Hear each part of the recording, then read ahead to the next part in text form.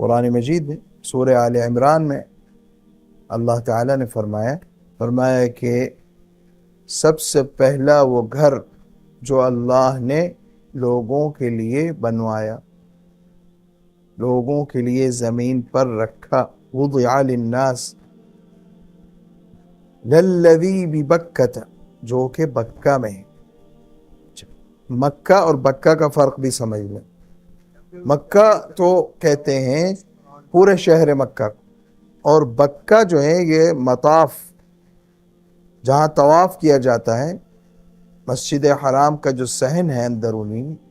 جس میں درمیان میں کعبہ شریف ہے، اس کو بکہ کہتے ہیں۔ بکہ کیوں کہتے ہیں؟ مفسرین لکھتے ہیں یہ بکا سے ہے، یعنی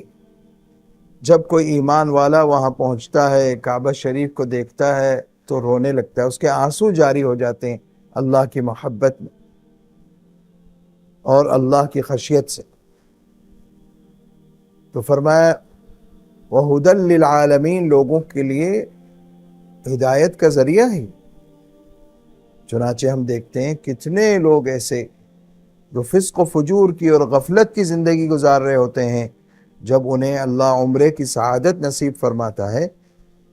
تو ان کی زندگی میں بدلاؤ آ جاتا ہے، ان کے احوال درست ہو جاتے ہیں، ان کو توبہ کی توفیق ہو جاتی ہے، ان کو حقوق اللہ اور حقوق العباد کی فکر پیدا ہو جاتی۔ اور جس کے اندر یہ نہیں ہوتا، عمرہ کرتا ہے اور پھر بھی کوئی تبدیلی نہیں آتی، اس کو فکر کرنی چاہیے اپنی کہ کیا وجہ ہے کہ عمرہ کر کے بھی ویسے کا ویسا ہی رہا۔ معلوم ہوا کہ یعنی خطرہ ہے اس بات کا کہ عمرہ شاید قبول نہ ہوا، خطرہ ہے۔ اس لیے مقبول عمرے کی علامت، مقبول حج کی علامت یہ ہے کہ انسان کے اندر تبدیلی آئے، مثبت تبدیلی آئے، غفلت کی زندگی سے توبہ کرے، حقوق اللہ اور حقوق العباد کی فکر پیدا ہو جائے۔ تو فرمایا ھدی للعالمین فیہ آیات بینات مقام ابراہیم، فرمایا اس میں بہت سی نشانیاں ہیں، اس مسجد حرام میں، اس کعبہ شریف کے گرد بہت سی نشانیاں ہیں۔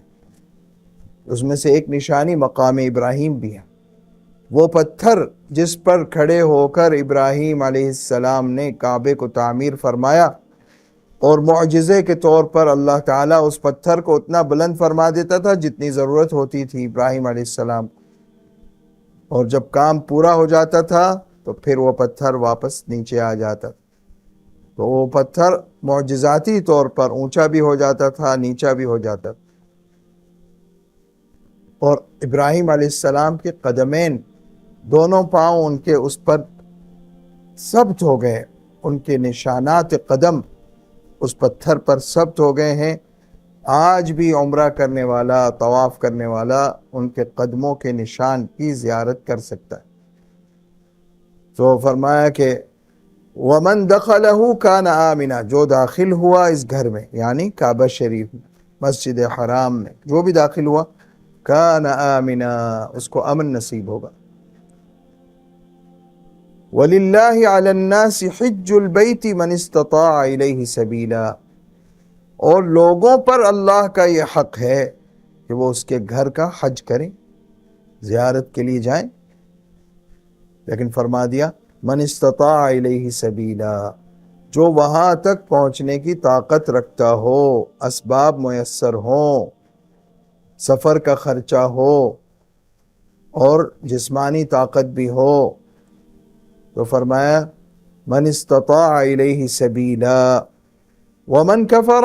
فإن اللہ غنی عن العالمین، فرمایا اور جو ناشکری کرے، کفر کے دو معنی آتے ہیں، ایک ناشکری کے معنی بھی آتے ہیں اور ایک انکار کے معنی میں بھی آتے ہیں۔ تو یہاں پر ناشکری کے معنی میں ہے کہ جو ناشکرہ ہے، اللہ کی دی ہوئی عطا اور نعمت کو بھی اللہ کے گھر کی زیارت کے لیے استعمال نہیں کر رہا، بس جمع جوڑ کیے جا رہا۔ تو فرمایا فإن اللہ غنی عن العالمین، اللہ تو تمام جہانوں سے بے نیاز ہے، اسے تھوڑی ضرورت ہے تمہاری، تمہیں ضرورت ہے اس کی رحمت کی۔ وآخر دعوانا ان الحمدللہ رب العالمین۔ سوشل میڈیا پر سب سے قدیم اور سب سے ریلائبل برانڈ درس قرآن .com